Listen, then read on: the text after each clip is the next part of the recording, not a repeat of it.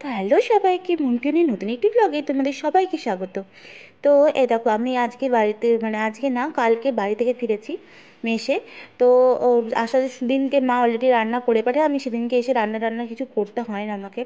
তো সেই রাত্রিবেলায় একটুখানি চুই ঝাল দিয়ে চিকেন রান্না করা ছিল, আর এই লুচি কয়েকটা ছিল, সেই খাচ্ছিলাম। আর ছিল মিষ্টি, যেটা আমি ঘোষ থেকে, ওই ঘোষ এন্টারপ্রাইজ থেকে নিয়ে এসেছি বারাসাতে। আর এটা ওদের মোস্ট একটা সেলিং আইটেমের মধ্যে পড়ে। এটা হচ্ছে মিষ্টির মালাইকারি, এত খেতে টেস্টি লাগে মালাইটা দিয়ে। তো দেন আমি একটা, আমার কাছে না একটা কুশন কভার ছিল, তোমাদের একটা হ্যাক দেখাচ্ছি। তো সবাই মন দিয়ে কিন্তু ভিডিওটা পুরোটা দেখো।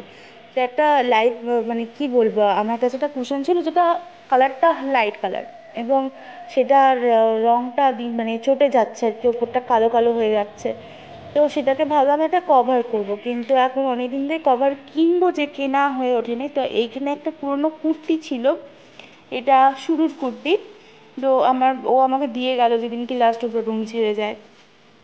তো এটাকে আমি মার্ক করে নিচ্ছি, দেখো স্কেল দিয়ে বালিশটা যে মাপে সেই মাপে কেটে নিচ্ছি। কেটে নিয়ে এটা দিয়ে আমি একটা বালিশের চেষ্টা করছিলাম যাতে একটা কুশন কভার তৈরি হয়। তো মোটামুটি হয়েছে, তো তোমরা একটু দেখে নাও ব্যাপারটা।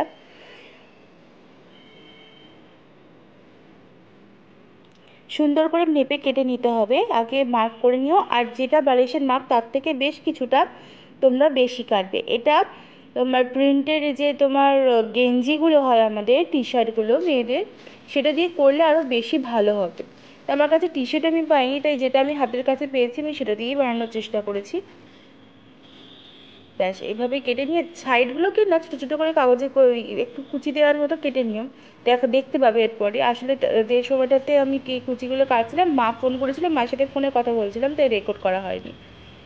তো কালকে আমি যাচ্ছি, কালকে না আজকে, যেহেতু আমি কালকে রেকর্ড করেছি, তো এখানে আমি রাত্রিবেলা রেডি করছিলাম। দেখো শাড়িটা, আলতা সিঁদুর আর সায়া ব্লাউজ, এটা হচ্ছে আমার দিদির সাধের শাড়ি। তো আজকে ওর 9 মাসের স্বাদ, তাই জন্য আমি আজকে যাচ্ছি আমার মাসিমণির বাড়ি।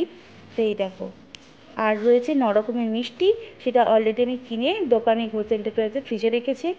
তো যাওয়ার সময় কালকে আজকে খালি নেবো আর চলে যাব। দেখা হচ্ছে পরের ব্লগে।